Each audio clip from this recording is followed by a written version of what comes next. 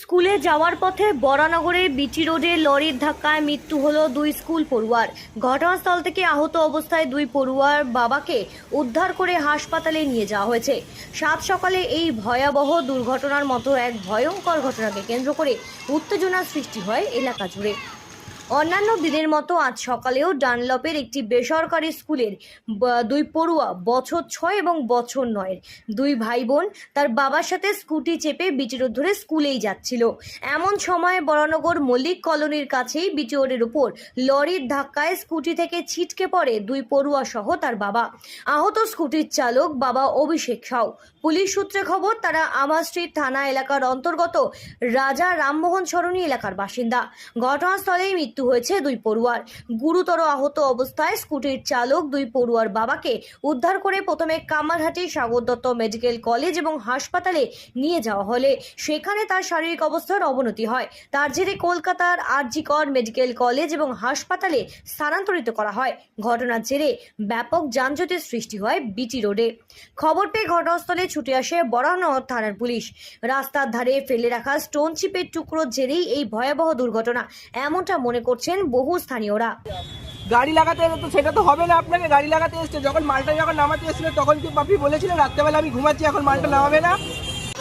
সাত সকালে এই ধরনের ভয়াবহ একটি দুর্ঘটনার জেরে এলাকা জুড়েও বেশ চাঞ্চল্যের সৃষ্টি হয়। শোকের ছায়া নেমে এসেছে পরিবারে। জানা গিয়েছে শনিবার সকালে এক ব্যক্তি তার দুই সন্তানকে নিয়ে স্কুলে যাচ্ছিলেন। সেই সময় পিছন থেকে ধাক্কা মারে একটি লরি। লরির ধাক্কায় স্কুটি থেকে ছিটকে পড়ে তিনজনই।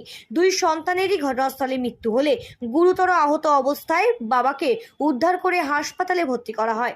তবে এই ঘটনার পরই লরির বেপরোয়া গতি নিয়ে যেমন উঠছে প্রশ্ন, স্থানীয় বলছে বারবার নো এন্ট্রির সময় অর্থাৎ নির্ধারিত সময়ের আগে কিংবা পরে লরি চলাচল করে, আর তার জেরে প্রায়শই বিপত্তি ঘটে থাকে। রাস্তার ধারে প্রমোটারদের ফেলে রাখা ইট পাথর রাখার জেরেই এই দুর্ঘটনা, এমনটাও কিন্তু দাবি করছেন অনেকেই। তবে ইতিমধ্যেই লরিটিকে আটক করা হয়েছে এবং লরির চালককেও আটক করেছে বলে পুলিশ সূত্রে খবর। গোটা বিষয়টি নিয়ে তদন্ত শুরু করেছে প্রশাসন। কাছে একটাই আবেদন যে আপনারা প্রশাসনকে চাপ দিন, নো এন্ট্রির সময় গাড়ির জন্য, নো এন্ট্রির সময় লরিগুলো যেন অবিলম্বে বন্ধ করা হয়। এটা যদি আপনারা বন্ধ না করতে পারেন আগামী দিনে আরো এরকম অ্যাক্সিডেন্ট দীর্ঘদিন ধরে দেখতে আমরা পাবো।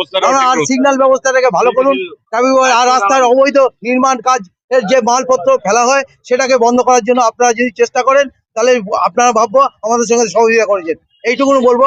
ছিল দুজনের বাচ্চা দুজনের কথায় হেলমেট ছিল না, স্কুটিতে ছিলেন উনি। এই পাথরকে এড়াতে গিয়ে মিডিলে চলে যেতে উনি ভারসাম্য হারিয়ে ফেলে, তখন চাকার মধ্যে ওনার লাগে, সেতে তার বাচ্চা দুটো পড়ে যাওয়াতেই ডিসব্যালেন্স হয়ে পড়ে যাতে চাকার তলায় চলে গেল। গাড়ির স্পিড ছিল, ওভার স্পিড ছিল, ওই সময় চাকার তলায় চলে গিয়ে বাড়িটিকে রান ওভার হয়ে যায়। এবার বাবাও তার মধ্যে দুটো পায়ের উপর দিয়ে চলে যায়। সকালবেলা যেটা আমি শুনেছি যে বাবা তার দুটো বাচ্চাকে নিয়ে স্কুলে পৌঁছাতে যাচ্ছিল স্কুটি করে।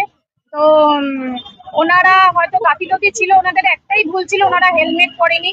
তো আমি বলবো এই জিনিসটা আগে সবার আগে ঠিক করতে হবে, হেলমেট বাধ্যতামূলক করাটা খুবই দরকার।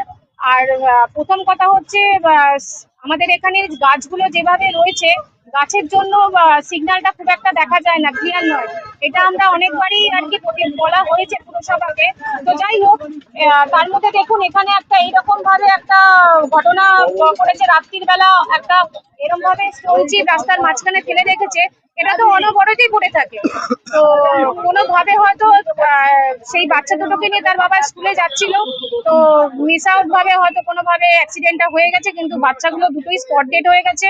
বাবার গুরুতর অবস্থা ছিল, সেই অবস্থায় তাহাকে পৌঁছানো হয়েছিল হসপিটালে, কিন্তু আমরা খবর পাচ্ছি হয়তো তিনি আর বেঁচে নেই, এখনো শিওর না এই ব্যাপারটা। বরানগর থেকে মনোজ দাসের রিপোর্ট, সঠিক বার্তা।